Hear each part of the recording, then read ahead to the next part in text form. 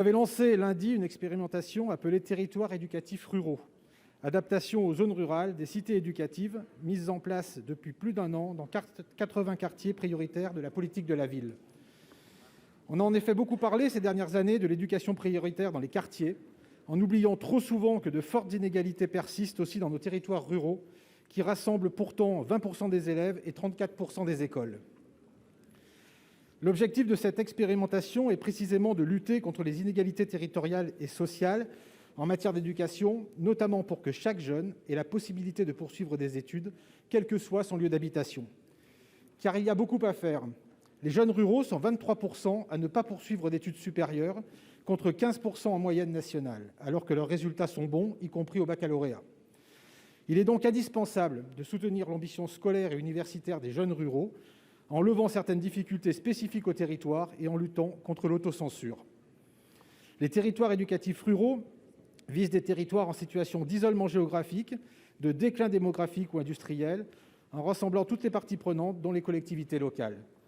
L'idée est de créer un véritable écosystème autour des jeunes pour renforcer leur accompagnement éducatif, encourager leur ambition et faciliter leur mobilité.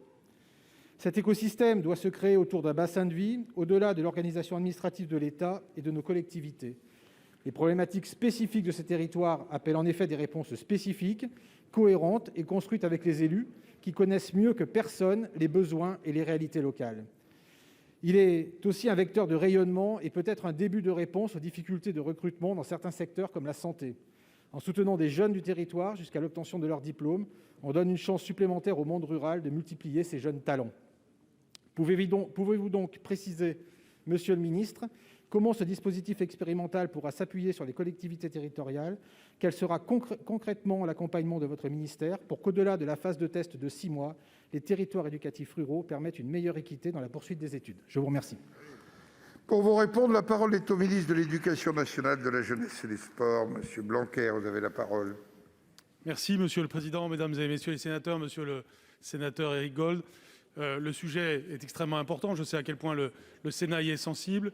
Et la question de la revitalisation rurale en général et de la revitalisation par l'école est essentielle pour créer de l'attractivité et pour créer de la force. Vous l'avez dit, et il faut le dire avec force, l'école rurale, l'école primaire rurale fait réussir. Les enfants des écoles primaires rurales réussissent en moyenne plus que les écoles primaires en général.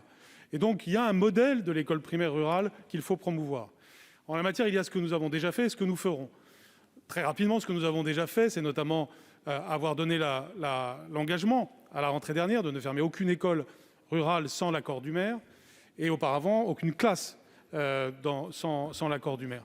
C'est très important de continuer à être dans cette logique-là, parce que nous devons soutenir. Mais pour ça, il faut avoir aussi une logique qualitative. Dans la lignée de plusieurs rapports que j'ai demandés, notamment celui de Salomé Berriou sur la ruralité et les jeunes, mais aussi le rapport dit Azéma Mathiot, la nouvelle secrétaire d'État à l'éducation prioritaire, Nathalie Elimas, a fait un remarquable travail. Nous l'avons fait ensemble avec 3 académies, l'Académie de Normandie, l'Académie d'Amiens et l'Académie de Nancy-Metz. Mais comme vous l'avez dit, c'est expérimental, donc plus tard ce sera dans d'autres académies, pour avoir une logique de réussite des élèves qui permet d'articuler toutes nos politiques publiques au bénéfice des écoles rurales. Le dédoublement parfois des classes, les cordées de la réussite, les internats d'excellence, et plus généralement une logique de mentorat pour nos élèves pour les amener à toutes sortes de carrières. Donc la notion d'ambition est clé et elle est derrière les territoires éducatifs ruraux. Et ce qui est clé aussi, et vous l'avez dit, c'est le partenariat avec les collectivités locales.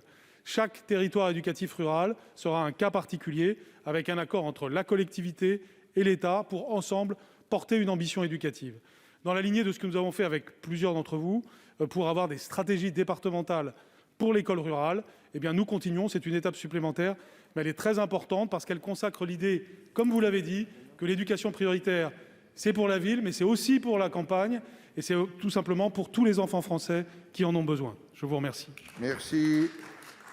La parole est maintenant notre collègue Ronan Dantec pour le groupe écologiste Solidarité et Territoires. Vous avez la parole, mon cher collègue.